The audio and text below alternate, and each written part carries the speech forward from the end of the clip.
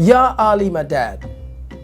My name is Costantine Magavilla, and I'm a published author, motivational speaker, entrepreneur, and investor. I would like to introduce you to 4 tips on personal finance that can take you on a pathway to greater peace of mind, even under the most challenging of circumstances.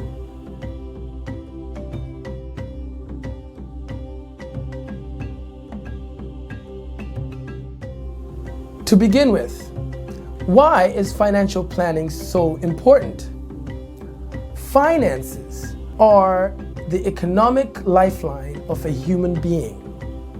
Having control and predictability on your finances goes a long way in giving you a sense of peace of mind. Like businesses have long-term goals that depend on the achievement of shorter-term goals, so do we as human beings. And hence, planning for our finances forms a large part of us fulfilling not only our lifetime goals, but also achieving a greater sense of peace of mind.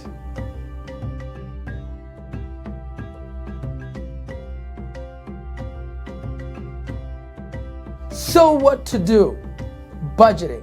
A budget is a financial expression of your plan, and it can apply to any plan, including your life plan. To build your budget, you need to take log of all your expenses and prioritize them in terms of needs and wants, where your needs are the things or items you're obligated to cover, while your wants are your desires that you're not necessarily obligated to cover. So for example, your needs could be bills you pay every month, whereas your wants could be travel expenses or entertainment for leisure, etc.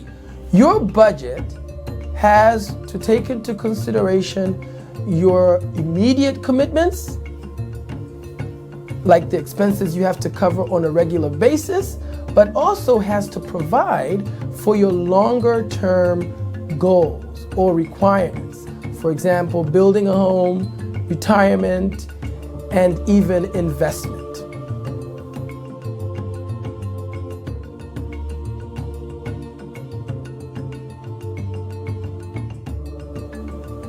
How do we do this?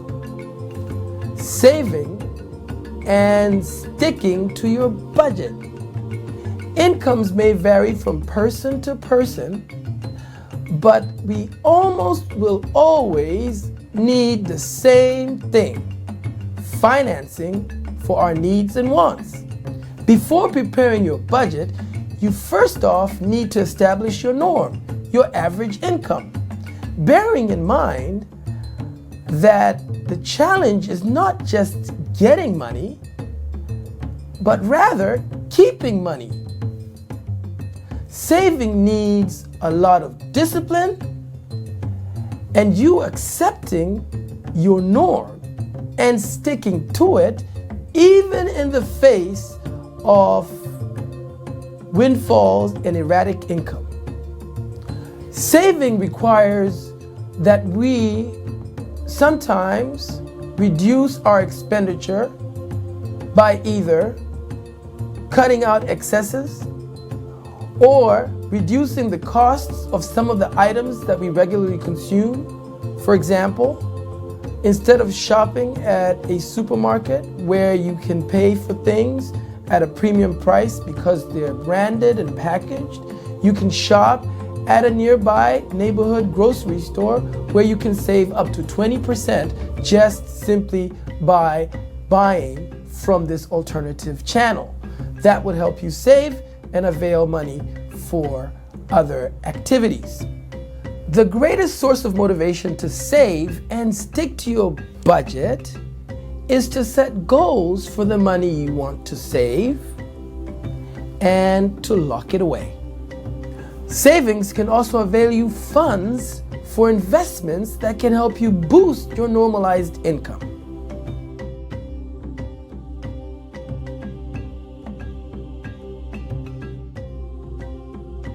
So what are the consequences of not saving? We all love control and predictability in our lives and finances, but we are almost all prone to unforeseen events. Savings and budgeting helps us to regain control, at least even under these circumstances when we come across unforeseen events in our lives. Debt is what we assume to give us cover when we don't have sufficient funds.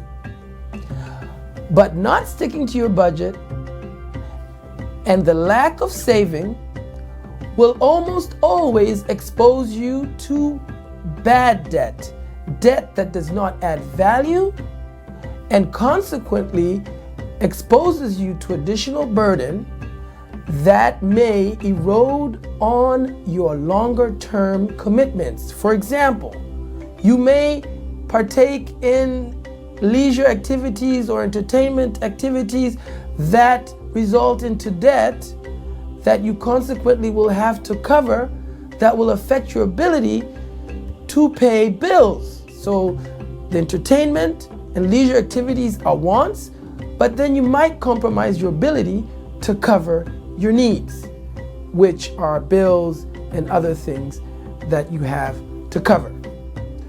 So debt is only good, yet again, if you have control over your budget and your funds.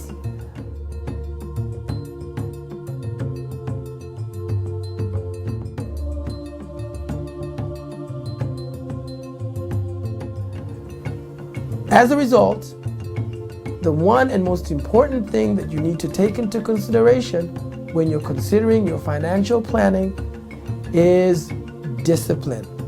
Self-discipline that is born out of consistent structuring and revisitation of how you approach your finances, continuously checking and assessing what you are putting your money into, where you're buying things from, and what you need versus what you want, so you can ensure that you build a plan that reflects your basic requirements but protects your longer term requirements, which ultimately may come about at a time when you don't have the ability to earn or generate an income, like for example when you've retired.